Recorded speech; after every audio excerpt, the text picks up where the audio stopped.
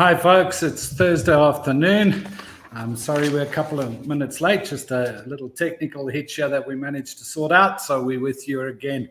It's good to be with you this Thursday lunchtime. Hope you're doing well.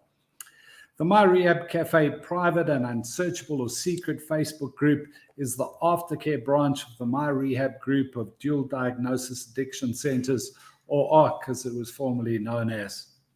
The MyRehab centers are private inpatient drug and alcohol rehab centers that offer high-quality healthcare with high-quality outcomes. The MyRehab Cafe Facebook group has exclusive access to loads of content. If you aren't a member of the MyRehab Cafe, you're likely watching this today on a public channel, which means that you'll have between 10 and 20 minutes of access to this live broadcast before we switch over exclusively to the private and unsearchable MyRehab Cafe Facebook group.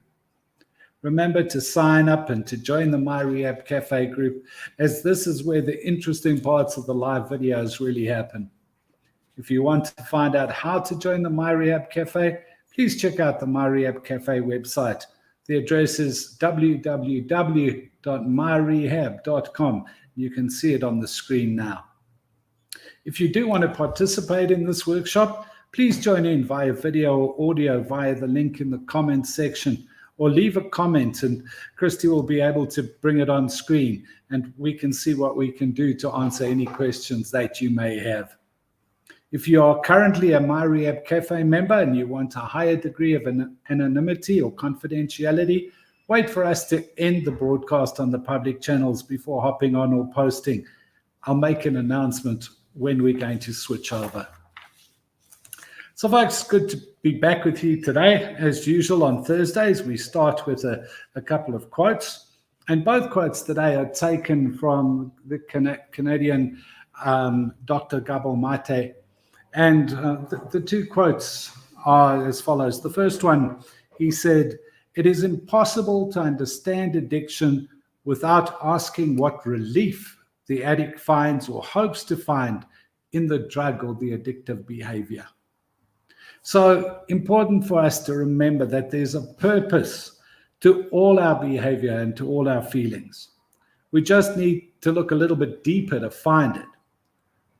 On the surface, addictive or self-destructive behavior can kind of seem to be illogical, but if we focus on its benefits, few though they may be, we'll be able to unlock the mystery of the behavior and put ourselves in a position to be able to change it. Now, if you remember the cost-benefit analysis exercise that we spoke about a while ago, it starts by asking this question: what did we get from our substance abuse? What were the benefits of us using? And it's really important for us to be able to know this, to understand this. What was the need that was met through our using? The second quote, he wrote, "When we flee our vulnerability, we lose our full capacity for feeling emotion." We often talk about trying to numb our pain through the use of alcohol, of drugs, of substances. We kind of use sleeping tablets to kind of block the world out. But we cannot selectively numb our feelings. So when we build a wall to kind of try and keep the pain out or in, what we also do is we also kind of keep out the joy and the peace of mind that are also achievable and can also become part of our lives. Because while in some cases the wall is a necessary protection, so the loss of happiness is also a necessary sacrifice.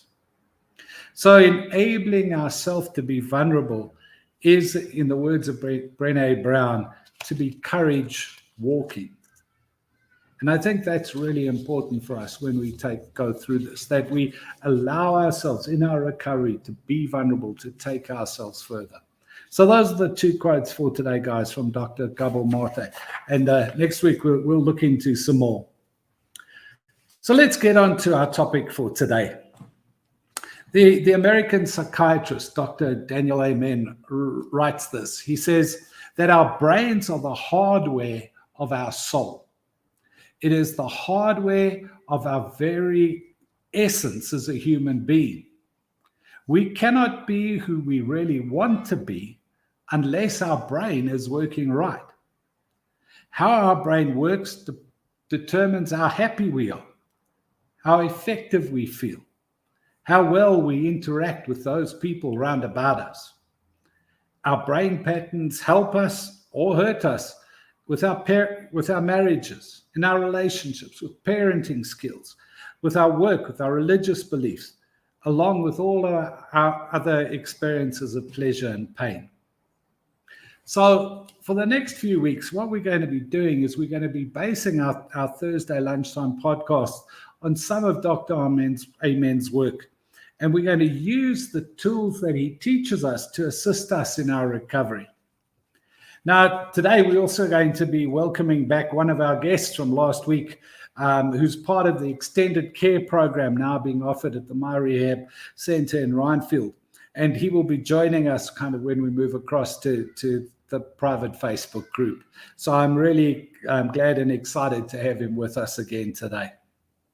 But today what we're going to start by looking at is we're going to start by focusing on how we can enhance our positive thought patterns and how we can challenge our negative ones. And for those of you who've been in here in the past while, you'll know that we talk a lot about ants, about automatic negative thoughts. And we've also mentioned it previously on Thursday lunchtime podcasts. And so we're going to be delving a little bit more into this today. And so we begin kind of by looking at the deep limbic systems of our brain. Now, there's some debate amongst scientists about whether there are 3 or 4 parts to our deep limbic system, but generally there's agreement on at least 3 parts. And so that's the amygdala, the hippocampus, and the cingulate gyrus. And so these are those evolutionary, basic or primitive brain structures that we have that controls our appropriate responses to stimuli with kind of social, emotional, motivational importance for us.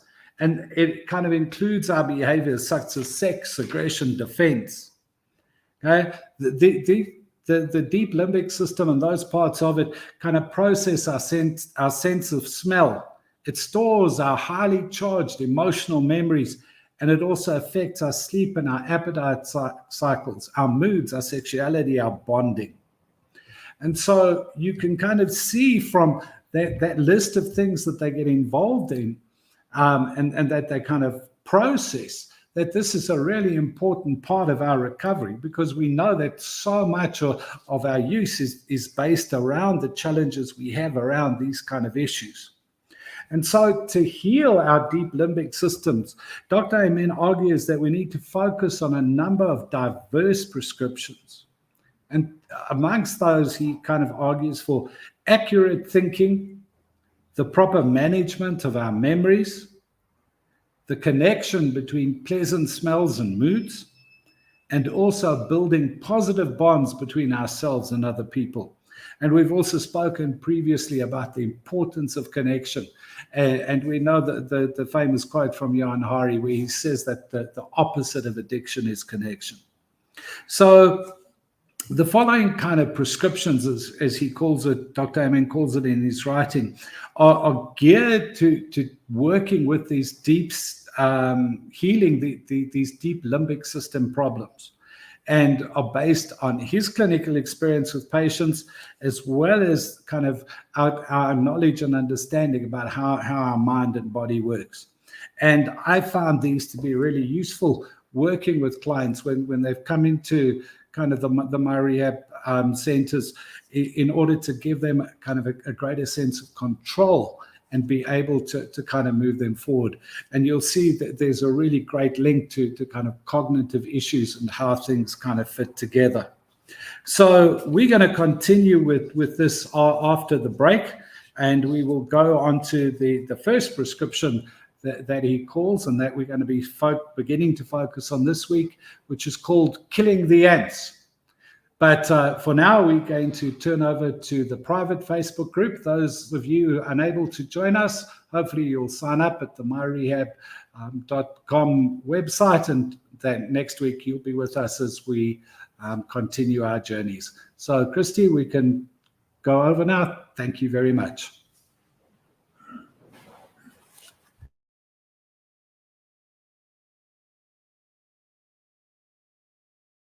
What's up, guys? MyRehab Helper here. I want to tell you about a refreshing approach to a process of self-discovery for anyone that's just left a rehab program for substance abuse issues, or for anyone wanting to engage with a community of others on a journey of self-discovery. The MyRehab Cafe initiative is a thriving community focused on sobriety. We'll make a point of getting you plugged in and connected with the community, and all this with the understanding that you want to be here and the expectation that you will put in the effort and participate in the group. Members gain access to a private, unsearchable, non-accessible by the public Facebook group, being a thriving online community focused on the member sobriety. Members gain access to recovery resources like worksheets, online lectures, online Q&A sessions, online discussion forums, online workshops, linking with an accountability partner and the MyRehab podcast. In MyRehab Cafe, you'll get advice and tips from members who have been sober for years, from those who have been where you are. They have a tremendous amount of experience to share, but so do you. Thanks for listening, guys. MyRehab Helper, over and out.